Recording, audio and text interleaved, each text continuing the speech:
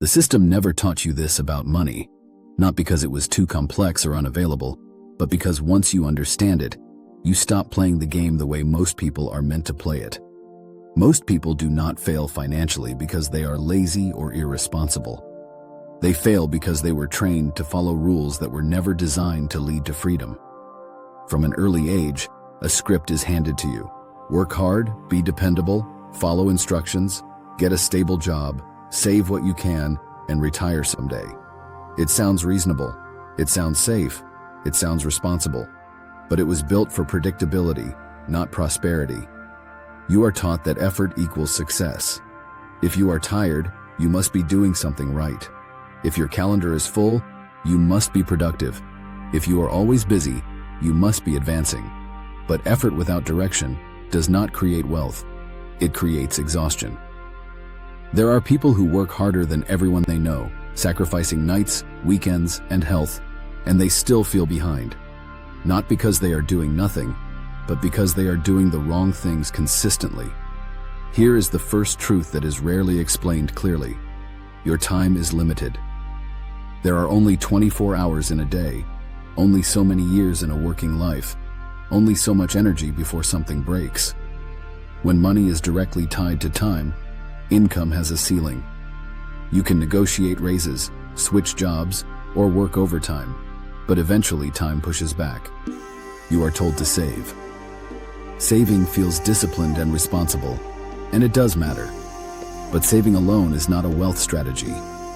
Saving preserves money. It does not multiply it. While money sits still, inflation quietly erodes it. Prices rise. Assets get more expensive. Time keeps moving. Most people are not falling behind because they are reckless. They are falling behind because idle money loses the race. This is the distinction that almost no one explains early enough. Rich looks impressive.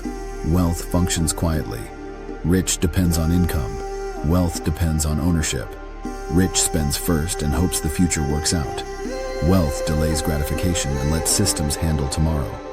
When effort stops, rich stops. When effort stops, wealth can continue. School teaches you how to earn, but not how to multiply. It teaches obedience, not leverage. It teaches tests, not systems. No one explains how money actually moves, how scale replaces effort, how leverage changes outcomes, or how ownership changes everything. Instead, you are expected to figure it out later, after debt, after routine, after habits harden. This is where most people get stuck. They did everything right, and when the results feel empty, they blame themselves. But the system does not reward effort evenly. It rewards leverage.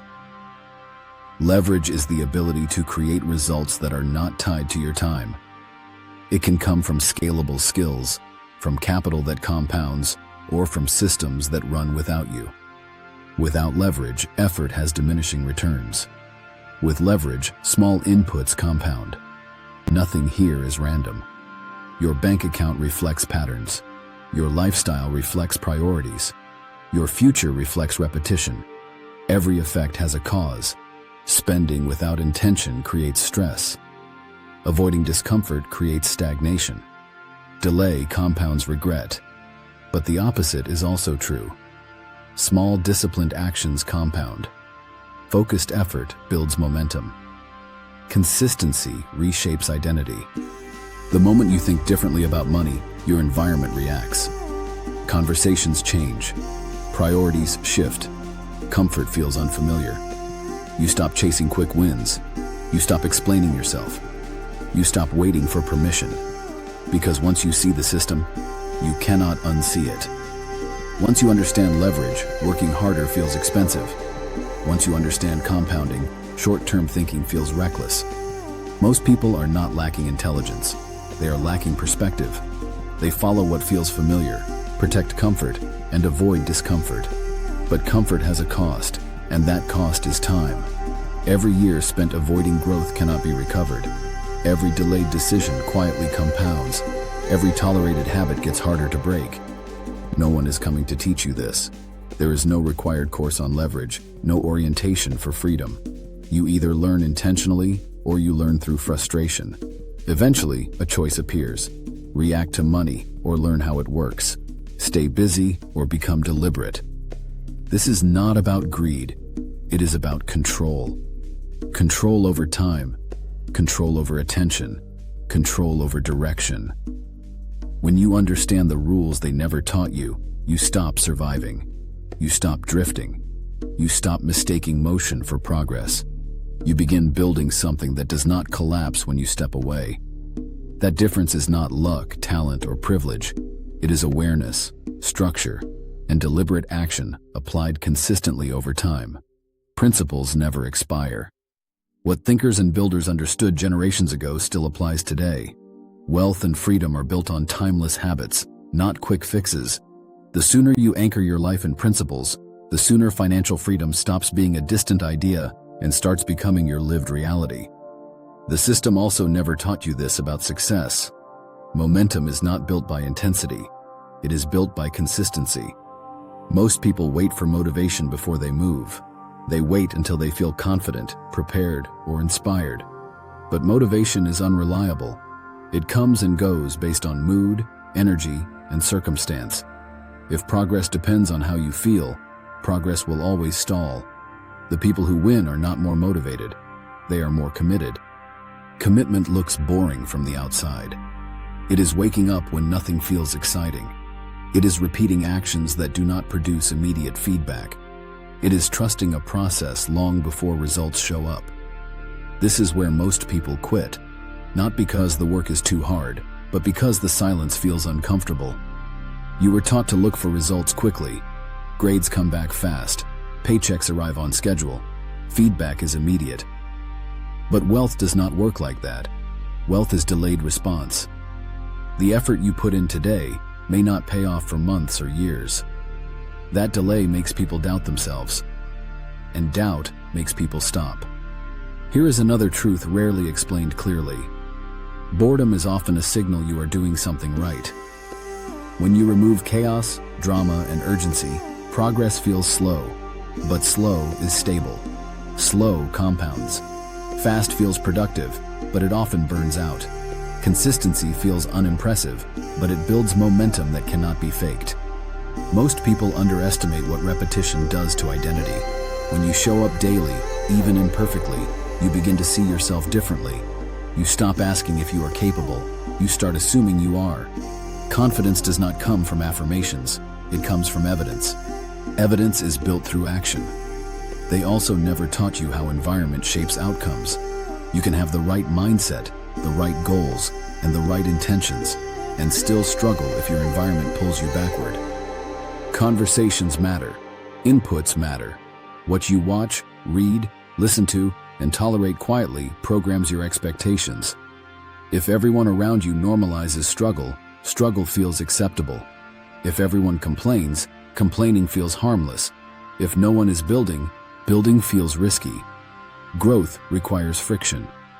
That friction often comes from being around people who challenge your assumptions, your pace, and your standards. Being the smartest person in the room feels good, but it is dangerous. It means you are not being stretched. It means your thinking has no resistance. Progress accelerates when you are exposed to higher standards. You do not rise to potential. You rise to environment. Another lesson they skip is how failure actually works. Failure is not the opposite of success. It is feedback. But most people personalize failure instead of analyzing it. They see mistakes as proof they are not ready, not talented, or not meant for more. In reality, failure is often proof you are attempting something worth doing. People who succeed fail faster, not less. They adjust quicker. They detach emotion from outcome. They treat mistakes as data, not identity. The only failure that truly sets you back is the one that stops you from trying again. There is also a quiet cost to waiting. Waiting feels safe, but it compounds regret. Every postponed decision delays learning. Every delayed action extends uncertainty. Time does not pause while you prepare. It moves forward whether you act or not. Action creates clarity. Most people want clarity before action, but clarity comes from action. You do not think your way into momentum. You move your way into momentum. Small steps reveal next steps. Progress reveals direction. This is why discipline matters more than talent. Talent can give you a head start. Discipline determines how far you go. Discipline is choosing long-term alignment over short-term relief. It is saying no to what feels good now in exchange for what feels right later. Eventually, a shift happens. You stop chasing motivation. You stop waiting for perfect timing. You stop needing external validation. You operate from structure, not emotion. At that point, progress becomes inevitable. None of this is new. These principles have existed for generations. They outlast trends, platforms, and shortcuts. They work quietly, predictably, and without exception. The people who apply them consistently do not look lucky. They look inevitable. If this message connected with you, remember this: principles do not expire. What guided builders and thinkers decades ago still applies today. Wealth and freedom are built through patience, structure, and deliberate repetition, not urgency and noise. The sooner you commit to these principles, the sooner progress stops feeling accidental and starts feeling earned. If you found value here, subscribe so you continue building on what you are learning. Like this video so these ideas reach others who need them. And in the comments, share the principle you are focusing on next, whether it is consistency, environment, discipline, or action. Say it clearly. Commit publicly.